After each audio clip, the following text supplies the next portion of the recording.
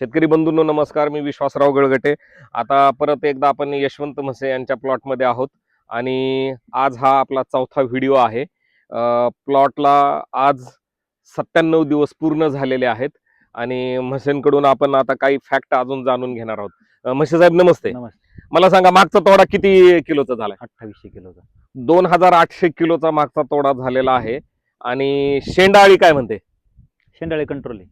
शेंडाळी नाहीये, नाही एकही शेंडा पडलेला दिसत नाही. नाही. आणि सगळ्यात महत्वाचं सांगा की आता टेम्परेचर हाय झालेलं आहे. ह्या स्थितीमध्ये मागचा तोडा आपला 2800 किलोचा झालेला आहे. ह्या स्थितीमध्ये थोडासा रिव्हर्स येण्याची शक्यता आहे. हो. पुढच्या महिन्यामध्ये त्याला आता आपण परत कव्हर करू. हो. परंतु मला एक सांगा, 2800 किलो मध्ये किडकं वांग किती निघालं होतं? खूप कमी होतं. अगदीच एक 5 ते 10 किलो पर्यंत. 2800 किलो मध्ये 800 किलो मध्ये 10 किलो. हो हो. आता विषय असा आहे, ह्या प्लॉटमध्ये औषध प्रत्येक पानांपर्यंत पोहोचणं दुरापास्त झालेलं आहे. म्हणजे आपण कितीही प्रयत्न केला तरी सुद्धा एक 5 ते 6% पानांवरती औषध पोहोचू शकत नाही. कारण की कॅनोपी झाडांची आता मॅच झालेली आहे. 97 दिवसाचा प्लॉट आहे. दोन्ही ओळी मॅच झालेल्या आहेत. मला एक सांगा, मार्केटमध्ये रेटमध्ये किती फरक आहे आपल्या आणि इतर शेतकऱ्यांच्या वांग्यात? 2 रुपयाचा फरक पडतो. 2 रुपयाचा फरक पडतोय. हो.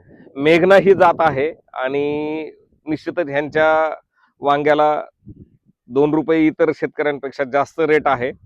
पण सर्वात महत्वाचं म्हणजे 55 गुंठे क्षेत्र असलेल्या वांग्यातून 2800 किलो आणि त्यामध्ये 8 ते 10 किलो फक्त किडका वांग आणि शेंडाळी नाहीये.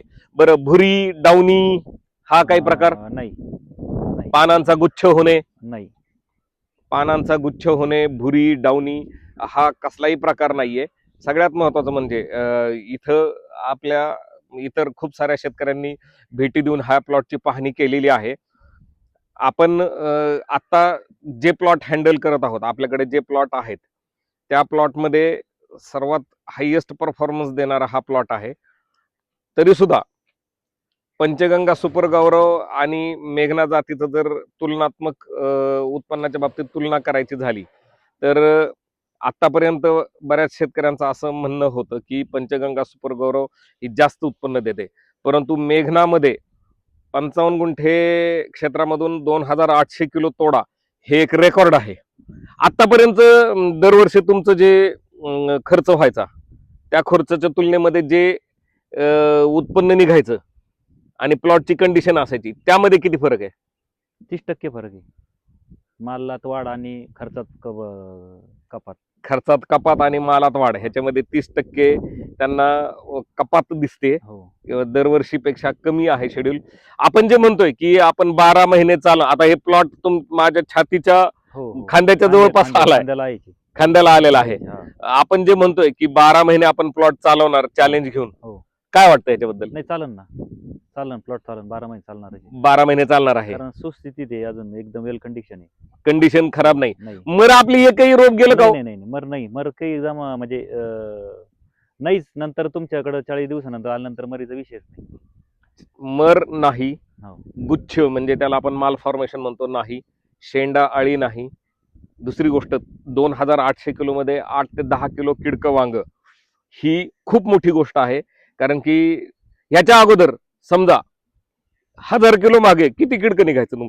1000 किलो मागे 50 ते 60 किलो किडकं निघायचं. 50 ते 60 किलो किडकं असायचं. म्हणजे 2800 किलो मध्ये जवळपास आम्ही कॅरेट मध्ये हिशोब केला तर जवळजवळ 4 5 कॅरेट 4 ते 5 किडकं निघायचं.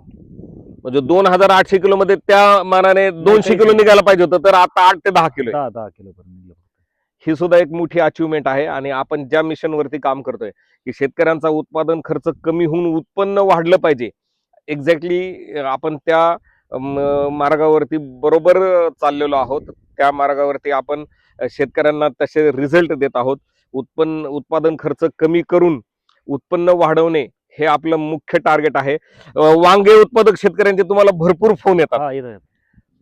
तरी पण इतर वांगे उत्पादक शेतकऱ्यांना आता सध्या काय सल्ला द्याल नॉर्मन बोरलॉग शेड्यूल? नाही, करा वापर. त्यांनी रिझल्ट चांगलेच आहेत. म्हणजे आतापर्यंत मी जे वापरले त्याच्या अनुभवानुसार सांगतो. आतापर्यंत तुम्हाला आपण नॉर्मन बोरलॉगचे जेवढे शेड्यूल आणि जेवढे प्रॉडक्ट दिले हो. त्याच्यामध्ये तुम्हाला असं जाणवलं का की एखाद्या प्रॉडक्टचा रिझल्ट नाही किंवा कमी रिझल्ट आहे किंवा हे उगच शेड्यूल केलं आतापर्यंत असं जाणवलं? नाही नाही, आपलं बुरशीनाशक आहे, चांगलंच आहे, कीटकनाशक आहे, आळीसाठी चांगलीच प्रोडक्ट आहे. ह्या एवढ्या प्लॉटला शेंडाळी किती त्रास देत होती नाही, आतापर्यंत? आतापर्यंत भरपूर त्रास दिला असं कदाचित वेगळी औषध असते तर म्हणजे किंवा प्रिव्हेंटिव्ह मला घेत बसावं लागली असती, तो खर्च वाढला वाढला असता. असता. हा निश्चितच शेंडाळी हा वांगे उत्पादक शेतकऱ्यांना भेडसावणारा सर्वात मोठा प्रॉब्लेम आहे आणि ह्या मुख्य प्रॉब्लेम वरती आपण 100% यश मिळवलेलं आहे. पुढचे अपडेट देतच राहू. तोपर्यंत धन्यवाद. धन्यवाद.